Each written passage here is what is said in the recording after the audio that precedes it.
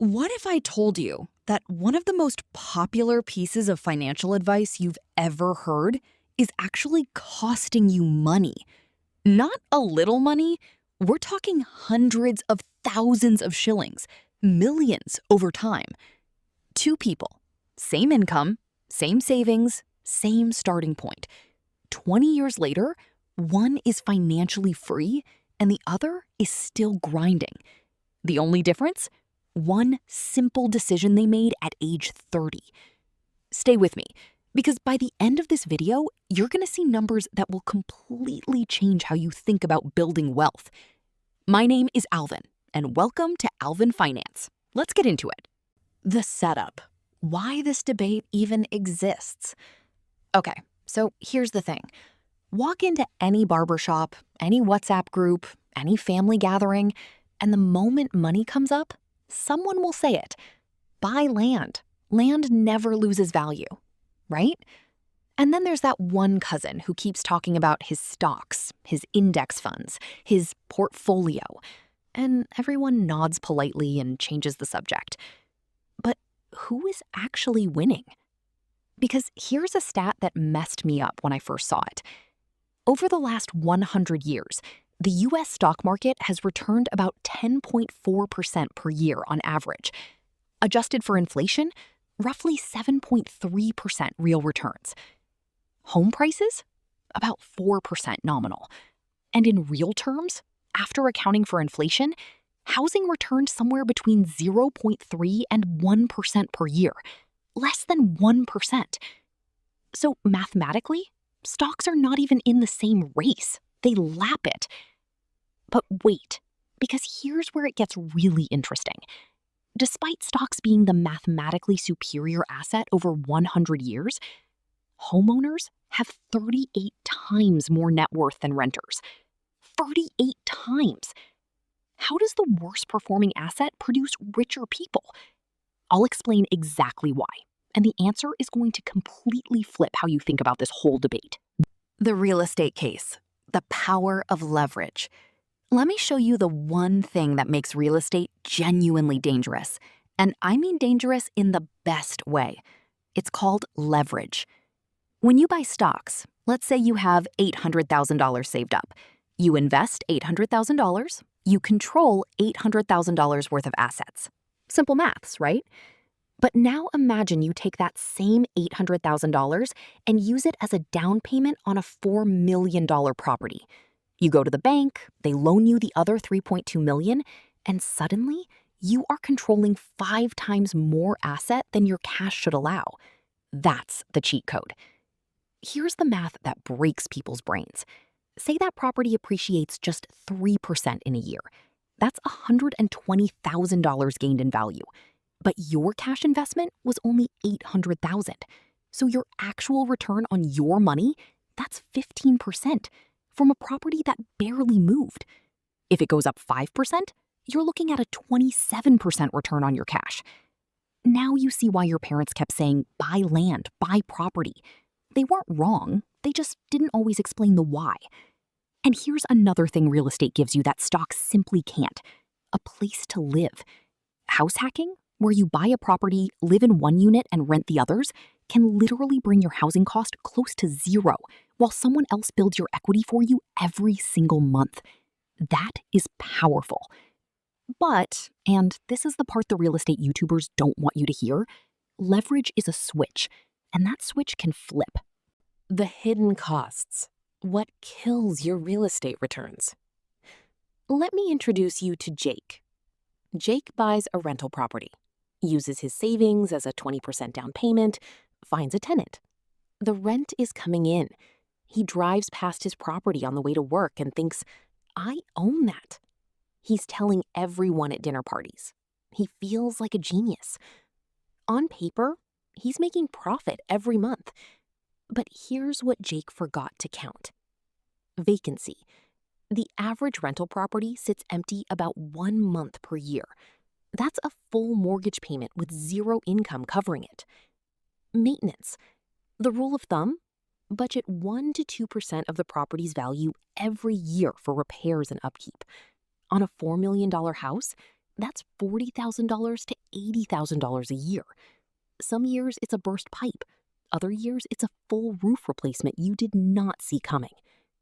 Capital expenditures, roofs, water heaters, electrical systems. These things don't last forever, and when they go in chunks. We're talking $100,000 to $500,000 at a time. Property management. If you hire someone to manage your rental, there goes 8 to 10% of your rent income. If you manage it yourself, congratulations, you just took on a second job for free.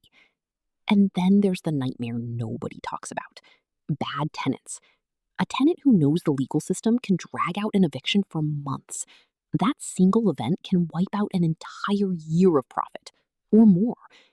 So that $30,000 a month profit that looked so good on a napkin calculation, after you subtract everything, vacancy, repairs, insurance, management, property rates, you might actually be pocketing $5,000, maybe less, maybe nothing. And that doesn't include a single hour of your time. The rent check is the number people brag about at the barber. It's the thumbnail number on the YouTube video. What nobody talks about is everything that comes out of it before you actually keep any of it.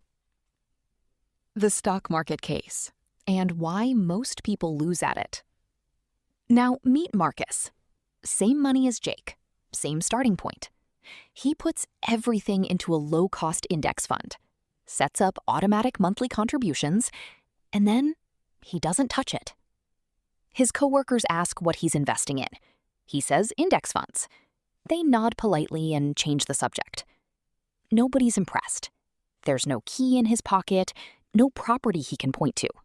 Just a number on a screen that goes up and down and up a little more. Here's the thing though. In year 10, comparing total wealth, Jake and Marcus are surprisingly close. Jake might even be slightly ahead, thanks to leverage. But by year 20, Marcus's portfolio, with consistent contributions and roughly 10% average annual returns, has grown to approximately $20 to $23 million, depending on how much he kept contributing. No debt, no tenants, no 2 a.m. phone calls about a broken geyser. Jake's property is worth more. His equity is real. But after 20 years of maintenance, repairs, tenant turnover, rates, insurance, and at least one major renovation, his actual net cash profit above what he spent might be somewhere between $2 million and $4 million above all-in costs. The numbers are surprisingly similar, but how they got there is completely different. Jake worked for his. Marcus waited for his. Now, here's where stocks have their own problem. Dalbar, a financial research firm, tracks this every year. They found that the average stock investor underperforms the market by 3 to 5 percentage points per year.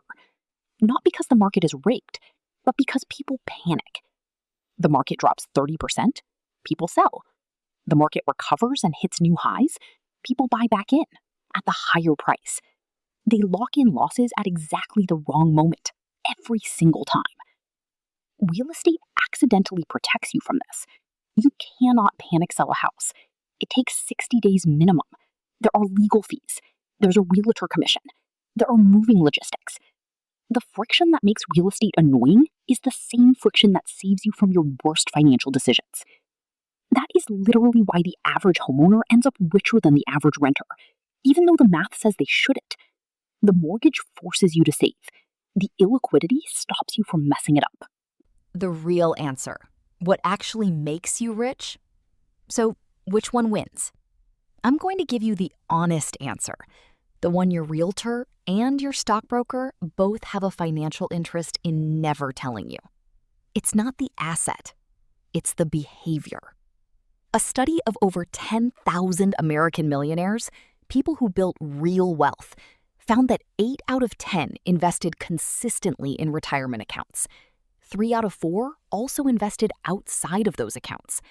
0, literally 0, said single stock picking made them rich. The average time to $1 million, 28 years. 79% received no inheritance. And here's the one that hits hardest. 33% never had a six-figure income in their lives. More millionaire teachers than millionaire lawyers. Let that sit. And here's the thing. About 1/3 of the typical millionaire's net worth sits in their primary residence. The other 2/3? Mostly stocks, mostly retirement accounts, mostly 30 years of automatic contributions to boring index funds they never touched. Real estate is the middle class's wealth builder. Stocks are the wealthy person's wealth builder. And the difference between those two groups isn't usually intelligence. It's how many decades they kept compounding without flinching. Now, here's the framework I want you to walk away with. Real estate wins if you can put down a real down payment and hold for 15 years or more. Rental income in your area is reasonably close to covering your mortgage and costs. You're willing to treat it like a business, not a side hustle. You would otherwise blow that money on lifestyle instead of investing it. Stocks win if you haven't yet maximized your pension or retirement contributions, especially if there's an employer match, because that's an instant 50 to 100% return before the market does anything. You live in an expensive city where property prices make the numbers not work. You have the emotional discipline to keep buying through a market crash. You don't want to spend your Saturdays fixing toilets. And for most people earning a regular income, the real answer is both. Buy a modest primary residence. Keep contributing to your pension.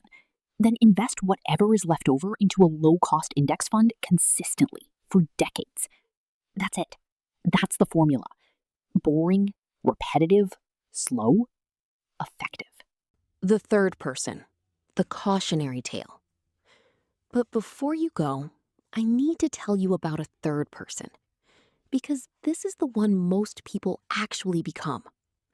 He started investing at 32, panic sold during the market crash, bought property at the peak of the market, sold it at a loss 2 years later, jumped back into stocks during the recovery, sold during the next dip, tried rental property during the years it didn't cash flow, then tried a hot new investment his friend told him about.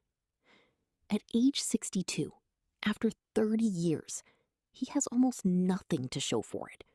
Not because of bad luck, not because of the economy, but because he kept jumping between ships. The richest version of you is not the one who picked the best asset. It's the one who stayed in the game long enough to let compounding do its thing. Both real estate and stocks work. Neither works if you keep quitting. So stop arguing about which one is better. Start asking yourself the real question. Which one will I actually stick with for the next 20 to 30 years? Which one matches who you actually are, not who you wish you were? If you'll panic sell your stocks in a crash, real estate will probably make you richer because the asset is locked in place. If you'll never bother fixing a leaky roof, stocks will probably make you richer because there's nothing to fix. Pick the one you'll stay in, and then stay in it. Here's what I want you to do right now. And I mean right now before you scroll on. First, drop a comment below. Tell me, are you team real estate or team stocks? And more importantly, are you actually in the game or are you still on the sideline watching? I read every single comment on this channel. Second, if this video opened your eyes to something you hadn't thought about before, share it.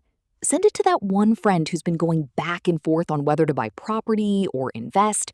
This might be the video that helps them make a smarter decision. Third, hit the subscribe button and the notification bell. Because every week on Alvin Finance, we break down exactly how money works in the real world. No jargon, no fluff, just the actual math so you can make better decisions with your money. We've got videos coming up on how to actually analyze a rental property before you buy, how to start investing in index funds, step by step, and how to build a financial plan on a regular salary. You don't need to be rich to start. You just need to start. I'm Alvin. This is Alvin Finance, and I'll see you in the next one. Don't just watch, act. Your future self is counting on you.